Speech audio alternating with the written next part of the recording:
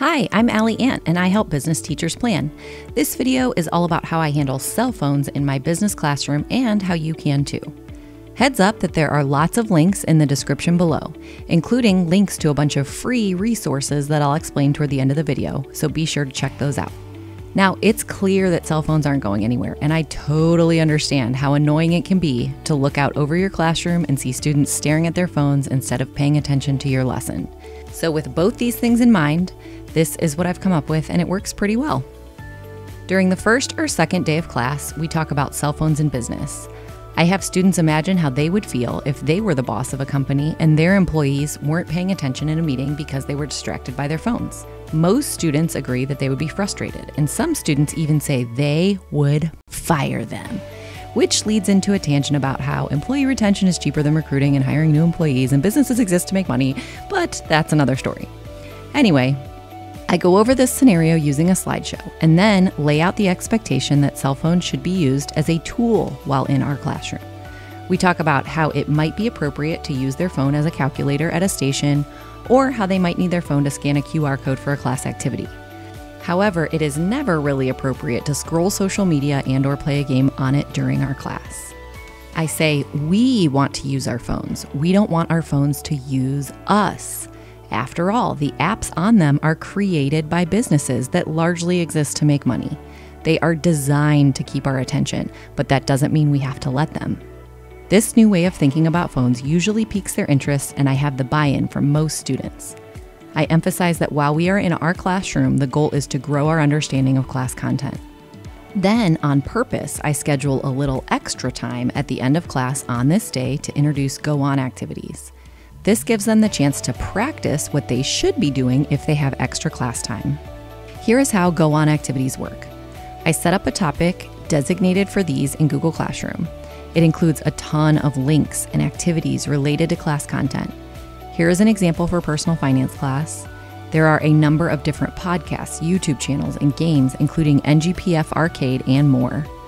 This is where students should go to learn more about class concepts when they have extra class time. By explaining cell phones in business using the slides as a guide and then introducing go-on activities, it not only sets the expectation verbally, it also guides students into the behavior I want to see from them. Instead of defaulting to their phones with downtime, the understanding is that they will explore further on their own, and they have a choice on how to do that. They get to pick which go-on activities they'd like to do. A few additional things help as time goes on. First, I remind students of this expectation a lot in the first couple weeks of school. I put the reminder on my daily slides and say it to the whole class at least once a class period for the first week or two. If an individual student is on their phone during this time, I'll go over and quietly say something like, "Remember to choose a go-on activity." Or if I see that they're playing a game on their phone, I'll say, "I see that you're into games. Did you know that there's a bunch of games in the go-ons?" And then I'll point out where they can find them. Another is to model this behavior myself. I'd be lying if I said I never used my phone with students in the room. Sometimes I text my business teacher buddy across the hall. Sometimes I check an email about an activity that my own kid is in, but I don't make a habit of it. Something else I've done in the past is use brown paper bags with little messages on them. They were to put their phone inside the bag, and it turned into a playful little way to keep phones just out of reach for those students who needed a little something more to keep them from being distracted. Students used to jokingly call out others, "So-and-so needs a paper bag," and the positive peer pressure of not allowing phones to distract worked out pretty well. Maybe I'll bring that back this year.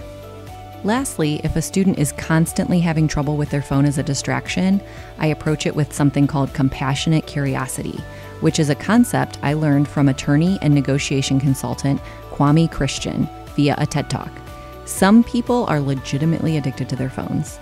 I will quietly ask a student that can't seem to stop using their phone if they think being distracted by their phone is a problem, and then listen to what they have to say. Sometimes this one-on-one conversation is enough that they start to do better. Sometimes we come up with a plan where they put their phone on my desk when they get to class. Either way, taking this time to let them know I care about them and their learning helps. Okay, so linked below are the slides I used to guide the cell phone and business discussion. You can also find various templates for daily slides, which is where I post reminders about go-on activities. These templates include one designed for personal finance that would also work well for accounting. There is one for sports and entertainment marketing, and others that can be used for any class. These are all free, so use them to up your business teacher game. You will also find a link to a podcast reflection. This was originally created for a whole class activity in a technology class, but it is also helpful if a particular student has a lot of trouble with their phone as a distraction. It can be assigned to them individually, not as extra work or as a punishment, but as a way to have them reflect on their use and open a discussion about behavioral addiction. Lastly, you will find a link to a conflict resolution graphic organizer that goes along with that TED Talk I mentioned. It can be used as an employability skill lesson with any class. So there you go. That's how I handle student cell phone use in my business classroom. I hope you find this info helpful. And if you're interested in learning more tips and seeing resources in action, check out my other videos here on YouTube and/or follow along on Instagram or Facebook if you're into that kind of thing.